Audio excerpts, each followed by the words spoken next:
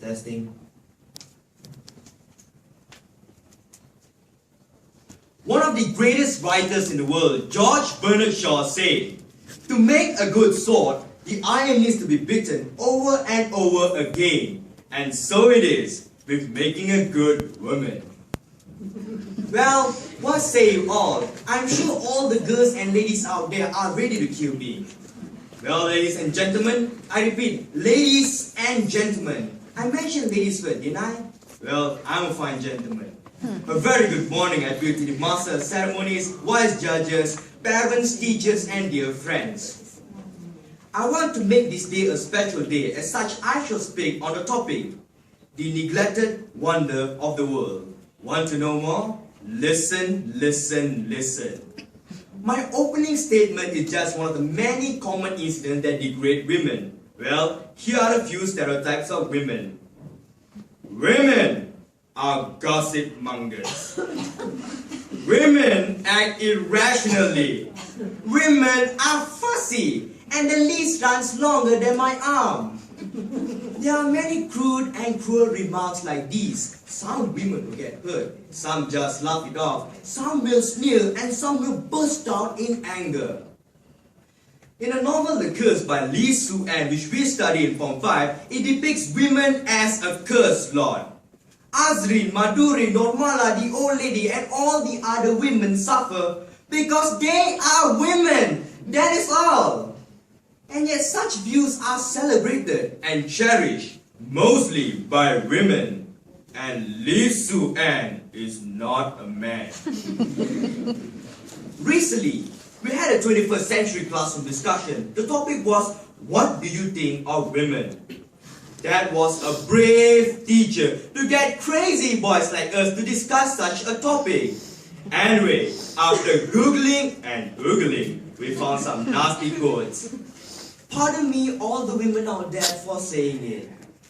George Bernard Shaw said, "Women upset everything when you let them into your life."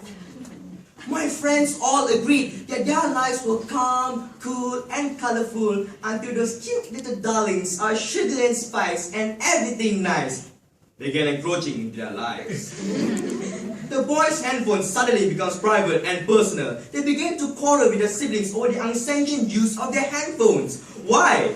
This is because it had names and contact numbers of those darlings. A boy certainly loses his childhood, his freedom, and most of all, his school. These young girls have a way to hook the boys, bind them, and leash them, not wanting to lose them to other contenders. So if you see some girls pulling at one another's hair, you can guess why. My dear audience, our ego inflated when we found a note on a product which had a hazardous data sheet just beside a cute chick. Listen carefully. Element, woman. Physical properties.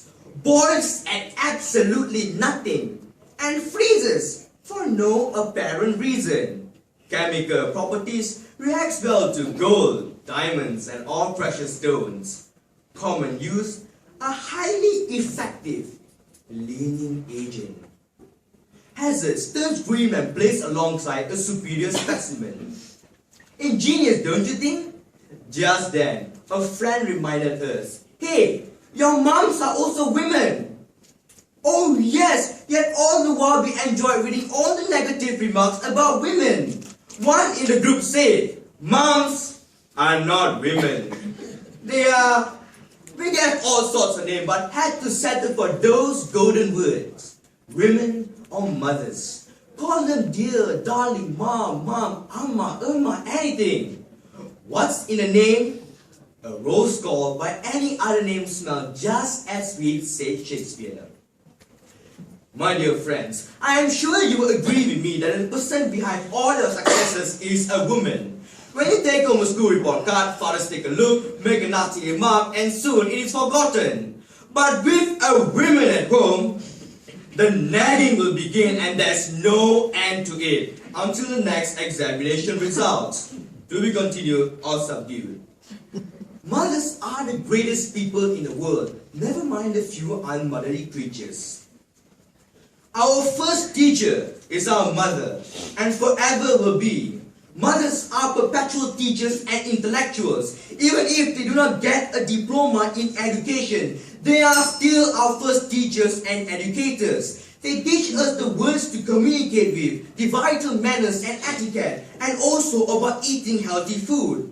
They teach us hygiene and responsibilities. Mothers are almost always evoking the strength of eternal love. They are the natural tools for civilization and the development of the intellectual process of mankind. And most importantly, mothers are the first to instill vision into the child. A. Murad Merican, a Malaysian professor, recently wrote, "Knowledge from mothers are meaningful, wholesome, and worthy of life." Friends, remember and recall these incidents. When you are sick, mothers tend to you. When you are troubled, mothers console you. When you are in distress, mothers give you strength.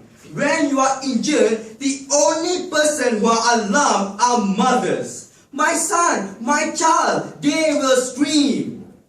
Mothers too are probably walking CCTVs, as they can tell where you have been. Not to forget, ladies and gentlemen, if you are a boy, when you go to college one day, it is mothers who send you off with a long list of reminders, which ironically includes never get involved with girls. And most importantly, when you are hungry, they feed you. All the good people out there, you were carved into fine women and gentlemen by the women in your home. Gandhi said, "Mothers are the spirit of self-sacrifice endowed by nature." And the best written comment is by a great Indian chief. He said, "The Creator gave women the responsibilities of bringing new life into the world. Life is sacred, so I will look upon every woman in a sacred manner." Ladies and gentlemen, dear friends, those ill remarks I mentioned earlier have been made by some sick men. Ignore them. To me, man has identified the 7 wonders of the world, and I believe that the first wonder and the most neglected wonder is women or mothers. Celebrate your mothers. Celebrate women. With that, I thank you.